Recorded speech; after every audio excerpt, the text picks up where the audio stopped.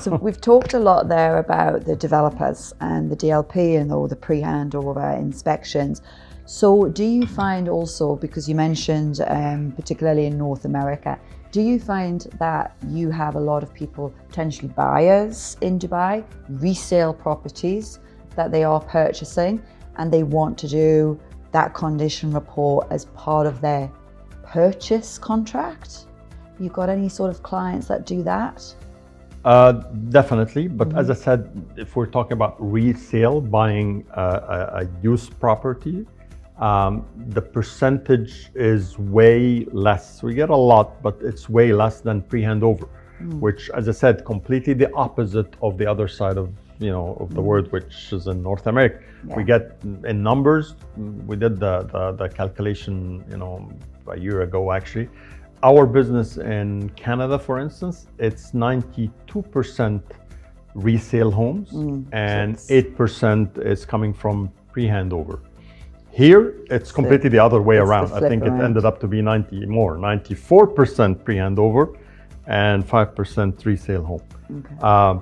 Why? Because as I mentioned, the pre-handover directly from the developer, usually it has a lot of issues. Some, the finishing is not as immaculate as in North America. So even cosmetic issues. So when we go to pre-handover, the difference between the inspection and pre-handover and resale is in pre-handover, basically in any inspection, we focus on what we call MEP, mechanical, electrical, and plumbing.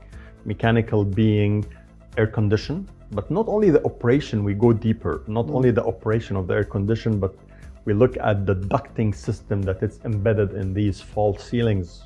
Do we have any air leaks? Because air leaks can cause condensation. Condensation causes to water droplets. Over time, it will create mold, for instance. So we look for air leaks in the duct. We look for condensation. We look for the efficiency of the air condition. Is it cooling properly? So we measure the temperature. We take scan using thermal imaging and so on and so forth. So that's the mechanical, MEP. It's a very common term.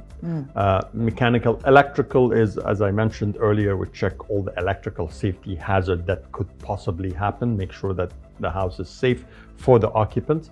And plumbing, all the plumbing fixtures, in all the bathrooms and kitchen. So MEP is the number one. Structural, and structural, usually it's applicable to villas as opposed to apartment buildings. Because any villa being built, standalone, it settles.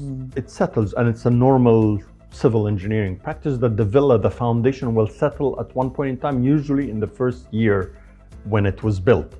So settlement is allowed with a specific limit. Sometimes the differential settlement between the footing is large enough that it will cause structural cracks. So we check for the structure. Most of us are civil engineers, so that's our main expertise. So we check for the structure because that's something very serious. It can be repaired depending on the amount of settlement that happened, but it's very costly. I mean, you have to expose the foundation and they dig around the perimeter of the home, inject epoxies in the cracks. It's a big headache. So we check for that. So MEP and structure, that's the key. That is common to any property that we go to. Add to it, in the report, there will be also comment on any cosmetics in pre-handover. We don't do that for resale. Because pre-handover, we always, again, I like to give metaphors. You're going to buy a brand new car from a dealership. You cannot buy it as a brand new car and they tell you, you know what, there's a scratch under the mat. Don't worry about it. It's not visible. There will be a mat. Oh, no, that's not allowed. You want a perfect condition. It has to be flawless, right? So that's what we look at. So we, from the tiniest fingerprint on an access panel on a kitchen to a small scratch on a tile or a repaired, corner of a ceramic tile that has been shipped, we mentioned that in the report because it's not allowed. You have an opportunity for them to put it right for you. Exactly.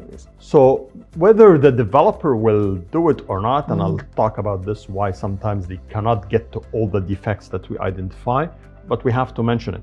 But in resale, we don't care about cosmetic because there's a normal wear and tear that it's allowed. It's not brand new property. It's not brand new. So we focus on the other essential fours, which is the MEPs and the structure. The structure. That's what matter most in a typical home inspection, basically.